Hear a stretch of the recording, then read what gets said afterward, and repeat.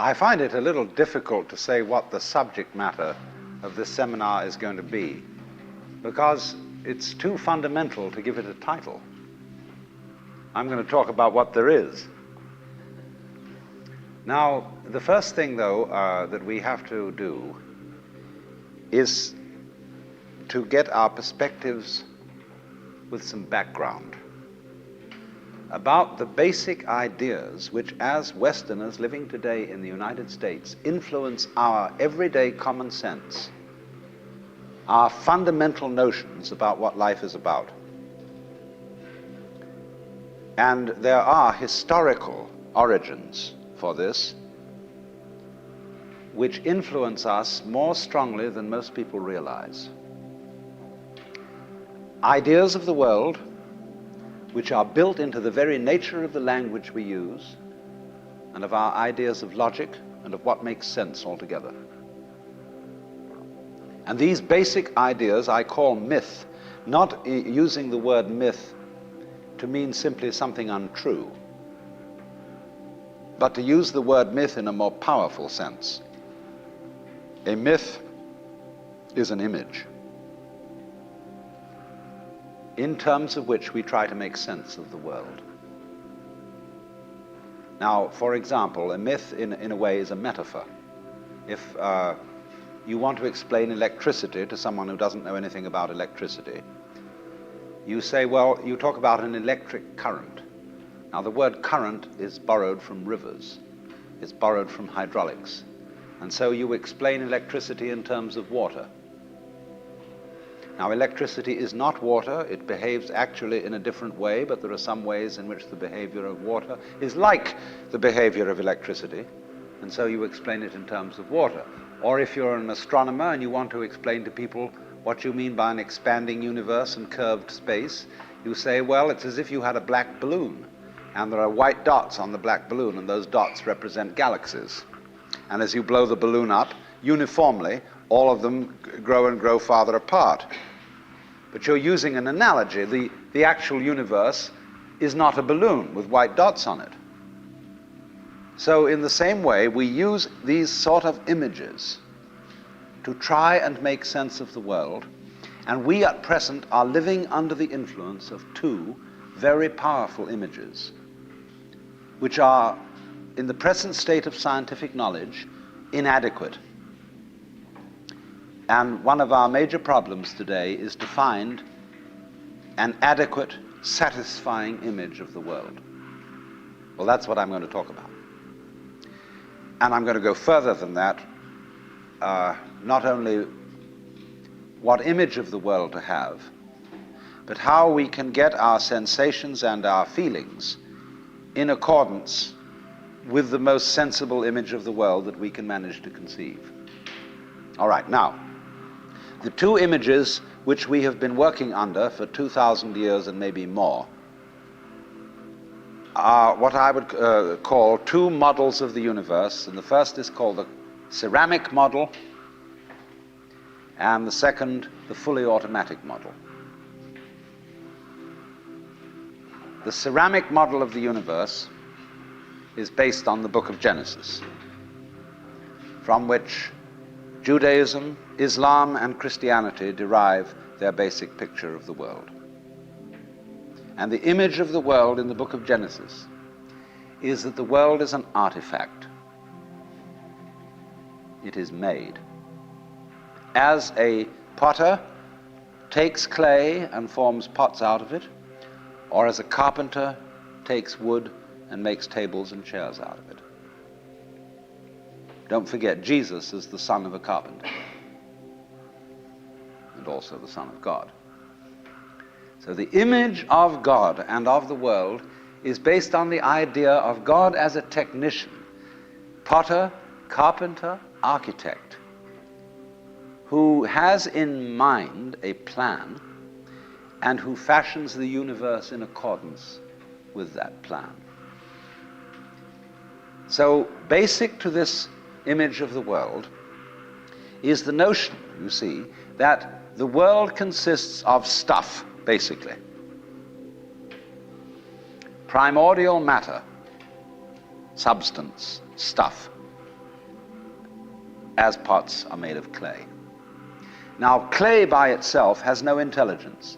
Clay does not of itself become a pot, although a good potter may think otherwise. Because if you were a really good potter, you don't impose your will on the clay. You ask any given lump of clay what it wants to become, and you help it to do that. And then you become a genius. But the ordinary idea I'm talking about is that simply clay is unintelligent. It's just stuff. And the potter imposes his will on it and makes it become whatever he wants. And so in the book of Genesis, the Lord God creates Adam out of the dust of the earth. In other words, he makes a clay figurine, and then he breathes into it, and it becomes alive, because the clay becomes informed. By itself it is formless, it has no intelligence, and therefore it requires an external intelligence and an external energy to bring it to life and to put some sense into it. And so in this way, we inherit a conception of ourselves as being artifacts, as being made, and it is perfectly natural in our culture for a child to ask its mother, how was I made? Or who made me? And this is a very, very powerful idea, but for example, it is not shared by the Chinese or by the Hindus. A Chinese child would not ask its mother, how was I made? A Chinese child might ask its mother, how did I grow? Which is an entirely different procedure from making. You see, when you make something, you put it together, you arrange parts, or you work from the outside to the in, as a sculptor works on a stone, or as the potter works on clay. But when you watch something growing, it works in exactly the opposite direction.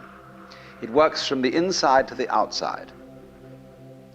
It expands, it burgeons, it blossoms, and it happens all over itself at once. In other words, the original simple form, say, of a living cell in the womb, progressively complicates itself. And that's the growing process, and it's quite different from the making process. But we have thought historically, you see, of the world as something made, the idea being that trees, for example, are constructions, just as tables and houses are constructions. And so there is, for that reason, a fundamental difference between the made and the maker. And this image, this ceramic model of the universe, originated in cultures where the form of government was monarchical, and where, therefore, the maker of the universe was conceived also at the same time in the image of the king of the universe. King of kings, Lord of lords, the only ruler of princes, who dost from thy throne behold all dwellers upon earth. I'm quoting the Book of Common Prayer. And so all those people who are oriented to the universe in that way feel related to basic reality as a subject to a king. And so they are on very, very humble terms in relation to whatever it is that works all this thing. I find it odd in the United States that people who are citizens of a republic have a monarchical theory of the universe, because we are carrying over from very ancient Near Eastern cultures the notion that the Lord of the universe must be respected in a certain way. People kneel, people bow, people prostrate themselves. Because, and you know what the reason for all that is, that nobody is more frightened of everybody else than a tyrant. He sits with his back to the wall, and his guards on either side of him. And he has you face downwards on the ground because you can't use weapons that way. When you come into his presence, you don't stand up and face him because you might attack. And he has reason to fear that you might because he's ruling you all. And the man who rules you all is the biggest crook in the bunch, because he's the one who's succeeded in crime. The other people are pushed aside because the criminals, the people we lock up in jail, are simply the people who didn't make it. So naturally, the real boss sits with his back to the wall and his henchmen on either side of him. And so when you design a church, what does it look like? A Catholic church with the altar as it used to be. It's changing now because the Catholic religion is changing. But the Catholic church has the altar with its back to the wall at the east end of the church. And there, the altar is the throne, and the priest is the chief vizier of the court, and he is making obeisance to the throne in front, but there is the throne of God, the altar. And all the people are facing it and kneeling down. And a great Catholic cathedral is called a basilica, from the Greek basileus, which means king. So a basilica is the house of a king. And the ritual of the Catholic Church is based on the court rituals of Byzantium. A Protestant church is a little different, but basically the same. The furniture of a Protestant church is based on a judicial courthouse. The pulpit. The judge in an American court wears a black robe. He wears exactly the same dress as a Protestant minister. And everybody sits in these boxes. Like there's a jury box, there's a box for the judge, there's a box for this, a box for that, and those are the pews in an ordinary kind of colonial type Protestant church. So both these kinds of churches, which have an autocratic view of the nature of the universe, decorate themselves, are architecturally constructed in accordance with political images of the universe. One is the king and the other is the judge, Your Honor. There's sense in this.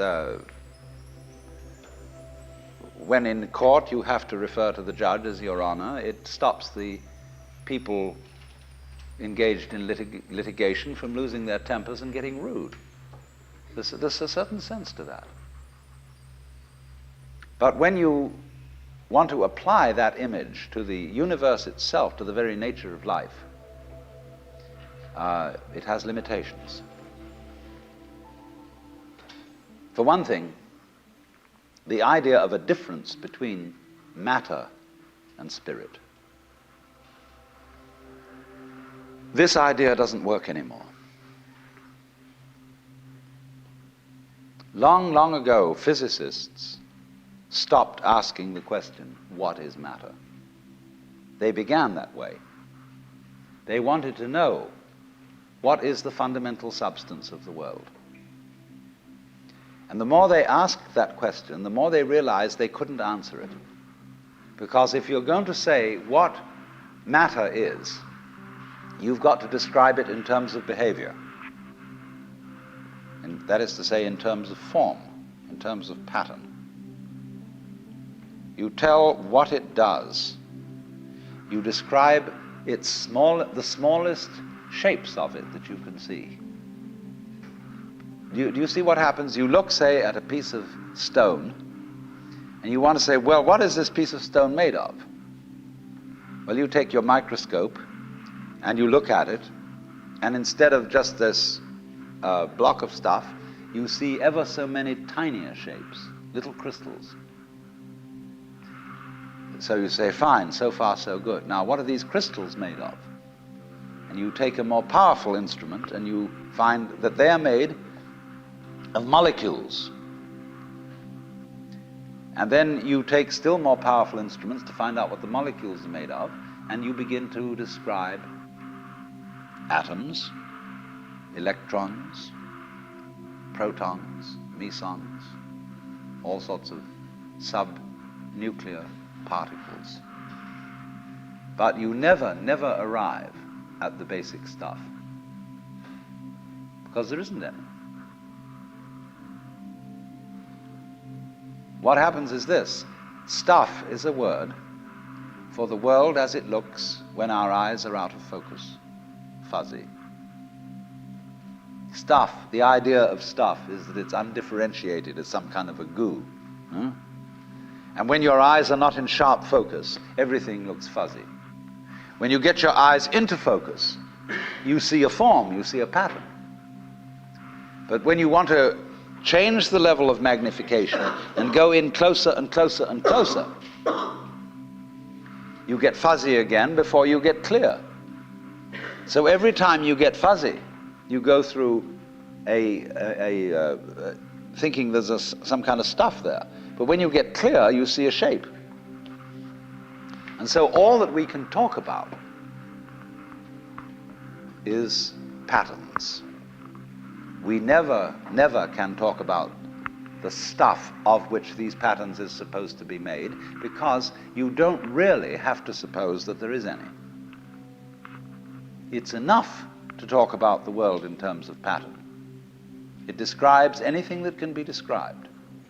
And you don't really then have to suppose that there is some stuff which constitutes the essence of the pattern in the same way that clay constitutes the essence of pots.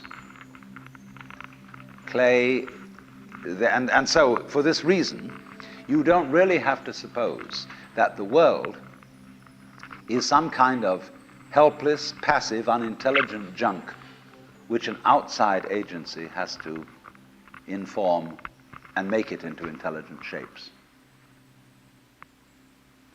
So the picture of the world in the most sophisticated physics of today is not formed stuff, potted clay, but pattern. A self-moving, self-designing pattern, a dance. And we haven't yet, our common sense as individuals hasn't yet caught up with this. Well, now, in the course of time, in the evolution of Western thought, the ceramic image of the world ran into trouble and changed into what I call the fully automatic model or image of the world. In other words, Western science was based on the idea that there are laws of nature. And it got that idea from Judaism and Christianity and Islam. That, in other words, the potter, the maker of the world, in the beginning of things, laid down the laws. And the law of God, which is also the law of nature, is called the Logos. And in Christianity, the Logos is the second person of the Trinity, incarnate as Jesus Christ, who thereby is the perfect exemplar of the divine law.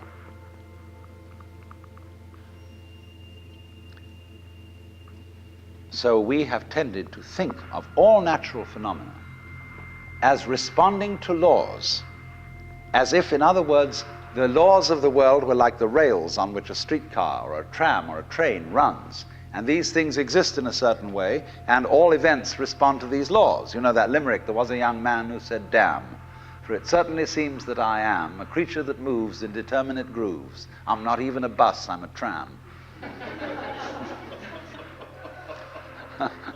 So, here's this idea that there's a kind of a plan, and everything responds and obeys that plan. Well, in the 18th century, Western intellectuals began to suspect this idea. And what they suspected is whether there is a lawmaker, whether there is an architect of the universe. And they found out, or they reasoned, that you don't have to suppose that there is. Why? Because the hypothesis of God does not help us to make any predictions.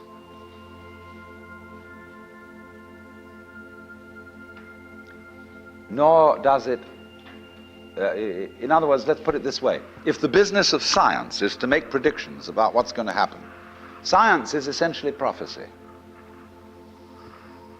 What's going to happen? By studying the behavior of the past and describing it carefully, we can make predictions about what's going to happen in the future. That's really the whole of science. And to do this, and to make successful predictions, you do not need God as a hypothesis, because it makes no difference to anything. If you say everything is controlled by God, everything is governed by God, that doesn't make any difference to your prediction of what's going to happen. And so what they did was simply drop that hypothesis. But they kept the hypothesis of law. Because if you can predict, if you can study the past and describe how things have behaved, and you've got some regularities in the behavior of the universe, you call that law. Although it may not be law in the ordinary sense of the word, it's simply regularity. And so what they did was they got rid of the lawmaker and kept the law. And so they conceived the universe in terms of a mechanism. Something, in other words, that is functioning according to regular, clock-like mechanical principles. Newton's whole image of the world is based on billiards. The atoms are billiard balls, and they bang each other around.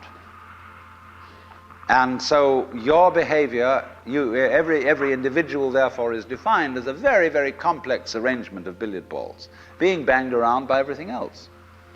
And so behind the fully automatic model of the universe is the notion that reality itself is, to use the favorite term of 19th century scientists, blind energy.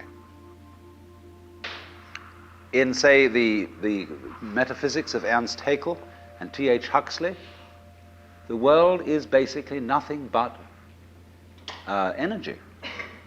Blind, unintelligent force. And likewise, in parallel to this, in the philosophy of Freud, the basic psychological energy is libido, which is blind lust. And it is only a fluke. It is only as a result of pure chances that, resulting from the exuberance of this energy, there are people with values, with reason, with languages, with cultures, and with love. Just a fluke. Like, 1,000 monkeys typing 1,000 typewriters for 1,000,000 years will eventually type the Encyclopedia Britannica. And of course, the moment they stop typing the Encyclopedia Britannica, they will relapse into nonsense. And so in order that that shall not happen, because you and I are flukes in this cosmos, and we like our way of life, we like being human, if we want to keep it, say these people, we've got to fight nature, because it'll turn us back into nonsense the moment we let it. And so we've got to impose our will upon this world as if we were something completely alien to it from outside. And so we get a culture based on the idea of the war between man and nature. And we talk about the conquest of space, the conquest of Everest. And the great symbols of our culture are the rocket and the bulldozer. The rocket.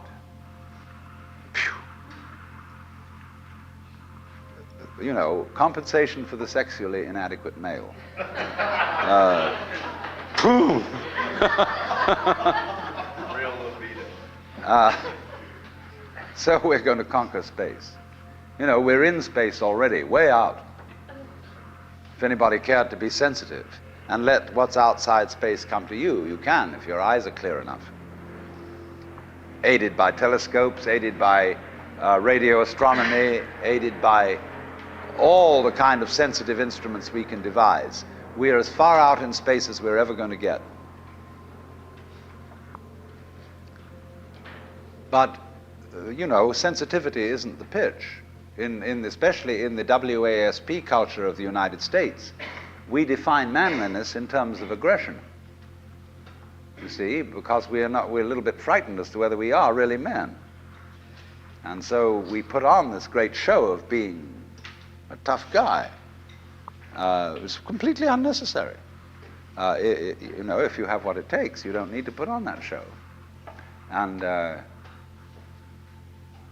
you don't need to beat nature into submission. Why be hostile to nature? Because after all, you are a symptom of nature. You, as a human being, you grow out of this physical universe in just exactly the same way that an apple grows off an apple tree. So let's say the tree which grows apples is a tree which apples, using apple as a verb. And a world in which human beings arrive is a world that peoples. And so the existence of people is symptomatic of the kind of universe we live in. You, as a human being, you grow out of this physical universe in just exactly the same way that an apple grows off an apple tree. So let's say the tree which grows apples is a tree which apples, using apple as a verb. And a world in which human beings arrive is a world that peoples. And so the existence of people is symptomatic of the kind of universe we live in. Just as spots on somebody's skin are symptomatic of chickenpox. Just as hair on a head is symptomatic of what's going on in the organism.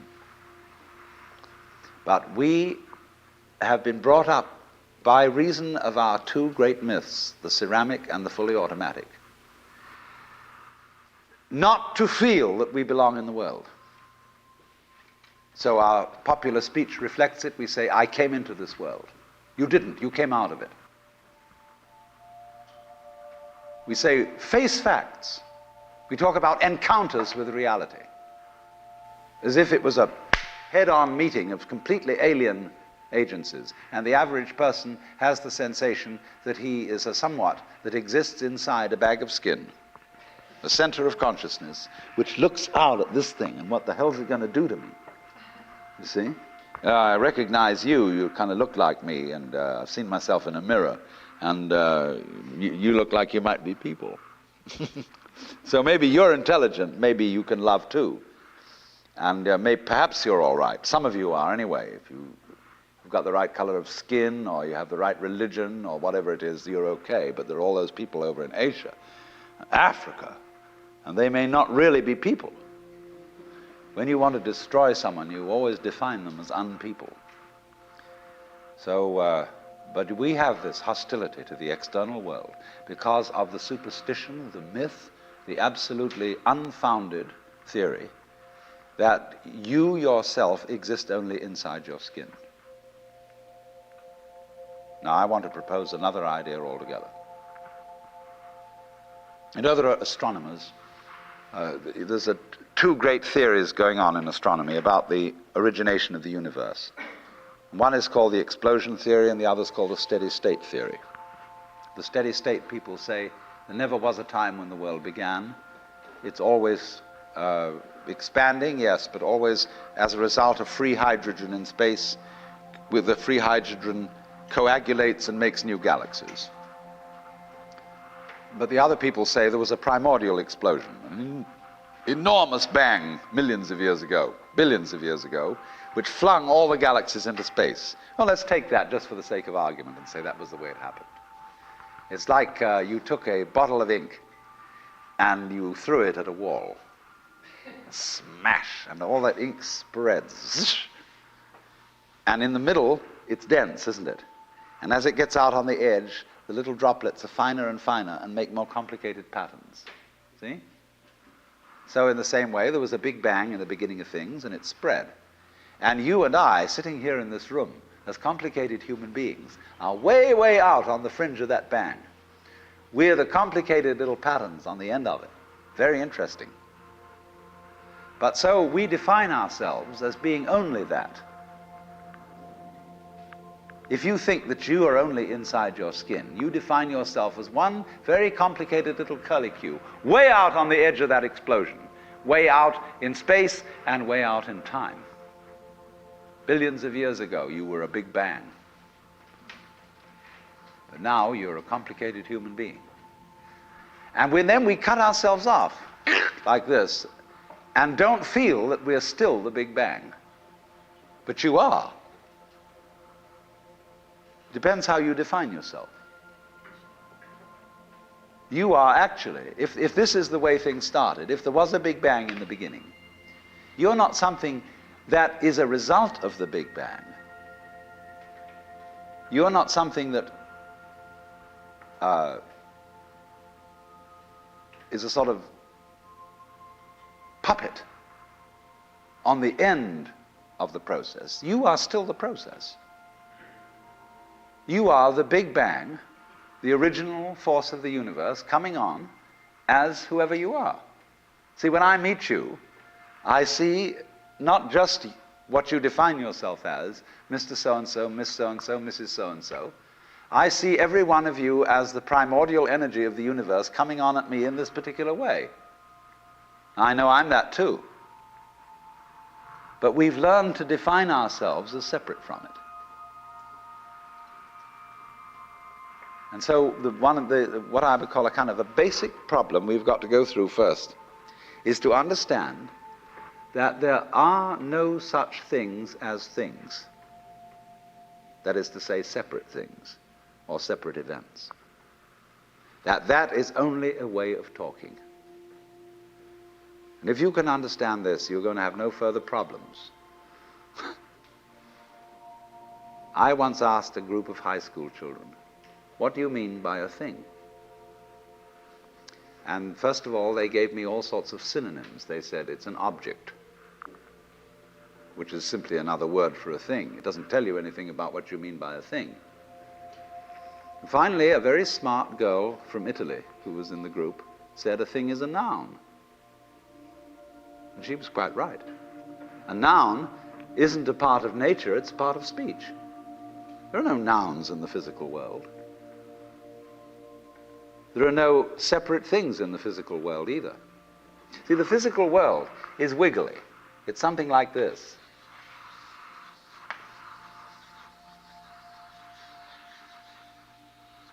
Maybe that's a cloud. But clouds, mountains, trees, people are all wiggly. And only when human beings get working at things, they build buildings in straight lines and try and make out that the world isn't really wiggly. But here are we sitting in this room all built on straight lines, but each one of us is as wiggly as all get out. Now then, when you want to get control of something that wiggles, it's pretty difficult, isn't it? You try and pick up a fish in your hands, and the fish is wiggly and it slips out. What do you do to get hold of a fish? You use a net. And so the net is the basic thing we have for getting hold of the wiggly world. And so if you want to get hold of this wiggle, you've got to put a net over it. You see? Now what's going to happen? A net is something regular. And I can number the holes in a net. So many holes up, so many holes across. And if I can number these holes, I can count exactly where each wiggle is in terms of a hole in that net. And that's the beginning of calculus, the art of measuring the world. But in order to do that, I've got to break up the wiggle into bits. And I've got to call this a specific bit, and this the next bit of the wiggle, and this the next bit, and this the next bit of the wiggle. And so these bits are things or events. Bits of wiggles, which I mark out in order to talk about the wiggle, in order to measure it, and therefore in order to control it. But in nature, in fact, in the physical world, the wiggle isn't bitted. Like you don't get a cut-up fryer out of an egg. But you have to cut the chicken up in order to eat it. You bite it. But it doesn't come bitten. So the world doesn't come thinged. It doesn't come evented. You and I are all as much continuous with the physical universe as a wave is continuous with the ocean. The ocean waves, and the universe peoples. And as the wave, I wave at you and say, you! The world is waving at you, at me with you, and saying, hi, I'm here. But our consciousness, the way we feel and sense our existence, being based on a myth that we are made, that we are parts, that we are things, our consciousness has been influenced so that each one of us does not feel that. We feel we have been hypnotized, literally hypnotized, by social convention into feeling and sensing that we exist only inside our skins. That we are not the original bang, but just something out on the end of it. And therefore we are scared stiff. Because my wave is going to disappear. And I'm going to die. And that would be awful. We've got a mythology going now, which as Father Maskell put it, we are nothing but something that happens between the maternity ward and the crematorium. And that's it. And therefore everybody feels unhappy and miserable. You know, this is what people really believe today. You may go to church, you may say you believe in this, that, and the other, but you don't. Even Jehovah's Witnesses, who are the most fundamentalists, they're polite when they come round and knock at the door. But if you really believed in Christianity, you would be screaming in the streets. But nobody does. You would be taking full-page ads in the paper every day. You would have the most terrifying television programs. The churches would be going out of their minds if they really believe what they teach. But they don't. They think they ought to believe what they teach. They believe they should believe, but they don't believe it, because what we really believe is the fully automatic model. And that is our basic, plausible common sense. You are a fluke. You are a separate event. And you run from the maternity ward to the crematorium, and that's it, baby. That's it. Now, why does anybody think that way? There's no reason to, because it isn't even scientific. It's just a myth. And it's invented by people who wanted to feel a certain way. They want to play a certain game. See, the game of God got embarrassing. The idea of God as the potter, the architect of the universe, is good, and it makes you feel that life is, after all, important. There is someone who cares. It has meaning, it has sense, and you are valuable in the eyes of the Father. But after a while, it gets embarrassing. When you realize that everything you do is being watched by God. He knows your tiniest, inmost feelings and thoughts, and you say after a while, quit bugging me. I don't want you around. So you become an atheist, just to get rid of it. Then you feel terrible after that, because you got rid of God, but that means you got rid of yourself. You're just nothing but a machine. And your idea that you're a machine is just a machine too. So if you're a smart kid, you commit suicide. Camus said there is only really one serious philosophical question, which is whether or not to commit suicide. I think there are 4 or 5 serious philosophical questions. The first one is, who started it? The second is, are we going to make it? The third is, where are we going to put it? The fourth is, who's going to clean up? And the fifth, is it serious? But still, should you or not commit suicide? This is a good question. Why go on? And you only go on if the game is worth the candle. Now, the universe has been going on for an incredible long time. And so really, a satisfactory theory of the universe has to be one that's worth betting on. It seems to me, absolutely elementary common sense. If you make a theory of the universe which isn't worth betting on, why bother? Just commit suicide. But if you want to go on playing the game, you've got to have an optimal theory for playing the game. Otherwise, there's no point in it. But the people who coined the fully automatic theory of the universe were playing a very funny game. What they wanted to say was this: all you people who believe in religion are old ladies and wishful thinkers. You've got a big daddy up there and you want a comfort and thing, but life is rough. Life is tough.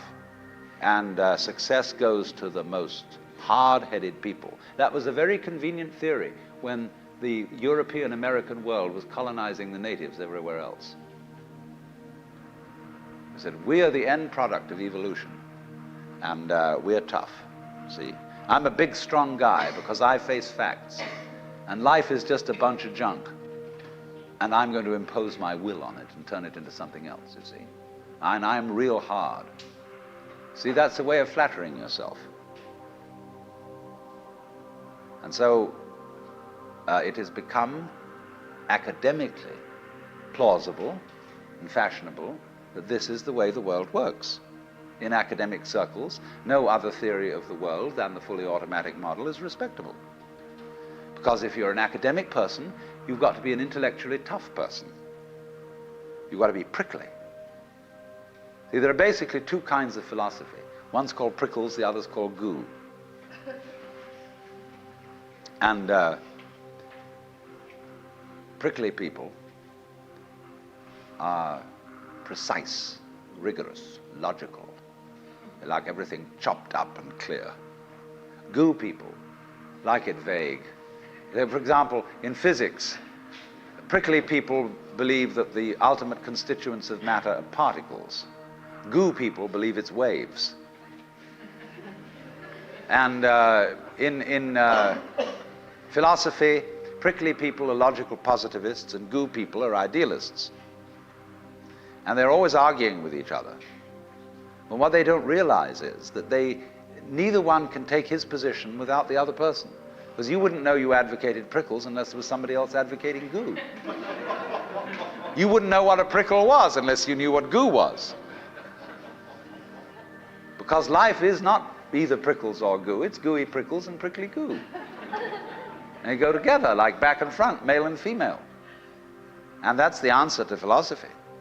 See, I'm a philosopher, and I'm not going to argue very much, because if you don't argue with me, I don't know what I think. So if we argue, I say thank you, because owing to the courtesy of your taking a different point of view, I understand what I mean, so I can't get rid of you. But however, you see, this whole idea that the universe is just nothing at all but unintelligent force playing around and not even enjoying it is a put-down theory of the world. People who had an advantage to make, a game to play, by putting it down and making out that because they put the world down, they were a superior kind of people. So that just won't do. We've had it. Because if you seriously go along with this idea of the world, you're what is technically called alienated. You feel hostile to the world. You feel that the world is a trap. It is a mechanism, it's electronic and neurological mechanisms into which you somehow got caught. And you, poor thing, have to put up with being in a body that's falling apart and that gets cancer, that gets the Great Siberian Itch, and it's just terrible. And these mechanics, doctors are trying to help you out, but they really can't succeed in the end. And you're just going to fall apart, and it's a grim business, and it's too bad. So if you think that that's the way things are, you may as well commit suicide right now. Unless you say, well, I daren't, because there really, after all, there might be eternal damnation in the back of the thing if I did that. Or then I identify with my children or something, and I think of them going on and without me and nobody to support them. But of course, if I do go on in this frame of mind and continue to support them, I shall merely teach them to be like I am. And they'll go on dragging it out to support their children, and they won't enjoy it, and they'll be afraid to commit suicide, and so will their children. They all learn the same lesson. So you see, all I'm trying to say is that the basic common sense about the nature of the world that is influencing most people in the United States today, the fully automatic model, is simply a myth. If you want to say that the idea of God the Father with his white beard on the golden throne is a myth, in the bad sense of the word myth, so is this other one. It's just as phony and has just as little to support it as being the true state of affairs. Why? And let's get this clear. If there is any such thing at all as intelligence and love and beauty, well, you found it in other people. In other words, it exists in us as human beings.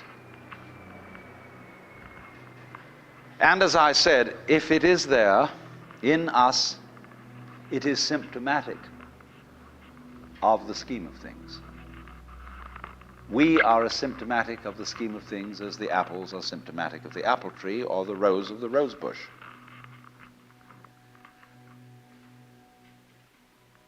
The earth is not a big rock infested with living organisms, any more than your skeleton is bones infested with cells. The earth is geological, yes, but this geological entity grows people. And our existence on the earth is a symptom of the solar system and its balances, as much as the solar system in turn is a symptom of our galaxy. And our galaxy in its turn is a symptom of the whole company of galaxies. Goodness only knows what that's in. But you see, when as a scientist you describe the behavior of a living organism, you try to say what a person does. It's the only way in which you can describe what a person is. Describe what they do. Then you find out that in making this description, you cannot confine yourself to what happens inside the skin. In other words, you can't talk about a person walking unless you start describing the floor. Because when I walk, I don't just dangle my legs in empty space. I move in relationship to a room. And so in order to describe what I'm doing when I'm walking, I have to describe the room. I have to describe the territory. So in describing my talking at the moment, I can't describe this just as a thing in itself because I'm talking to you. And so what I'm doing at the moment is not completely described unless your being here is described also. So if that is necessary, if in other words, in order to describe my behavior, I have to describe your behavior and the behavior of the environment, it means that we've really got one system of behavior. That what I am involves what you are. I don't know who I am unless I know who you are. And you don't know who you are unless you know who I am. There was a wise rabbi once said, if I am I because you are you, and you are you because I am I, then I am not I and you are not you. In other words, we are not separate. We define each other. We're all backs and fronts to each other. You know, you can't, for example, have two sticks. You lean two sticks against each other and they stand up because they support each other. Take one away and the other falls. Or you know, Ballantine beer trademark, also a symbol of the Holy Trinity, where there are three interlocked rings. If you pull one out, the other two separate. They interdepend. And so in exactly that way, we and our environment, and all of us and each other, are interdependent systems. We know who we are in terms of other people. We all lock together. And this is, again and again, the serious scientific description of how things happen. And to such an extent that any good scientist knows, therefore, that what you call the external world is as much you as your own body. Your skin doesn't separate you from the world. It's a bridge through which the external world flows into you, and you flow into it. Just, for example, as a whirlpool in water, you could say, because you have a skin, you have a definite shape, you have a definite form. All right? Here is a flow of water, and suddenly it does a whirlpool. And then it goes on. The whirlpool is a definite form, but no water stays put in it. The whirlpool is something the stream is doing. And exactly the same way, the whole universe is doing each one of us. And I see you today, and I recognize you tomorrow, just as I would recognize a whirlpool in a stream. I'd say, oh yes, I've seen that whirlpool before. It's just near so-and-so's house on the edge of the river, and it's always there. So in the same way, when I meet you tomorrow, I recognize you, you're the same whirlpool you were yesterday. But you're moving. The whole world is moving through you. All the cosmic rays, all the food you're eating, the stream of steaks and milk and eggs and everything is just flowing right through you. When you're wiggling the same way, the world is wiggling, the stream is wiggling you. But the problem is, you see, we haven't been taught to feel that way. The myths underlying our culture and underlying our common sense have not taught us to feel identical with the universe, but only parts of it, only in it, only confronting it, aliens. And we are, I think, quite urgently in need of coming to feel that we are the eternal universe, each one of us. Otherwise, we're going to go out of our heads. We're going to commit suicide, collectively, with courtesy of H-bombs. And, all right, supposing we do, well, that will be that, and there will be life making experiments on other galaxies. Maybe they'll find a better game.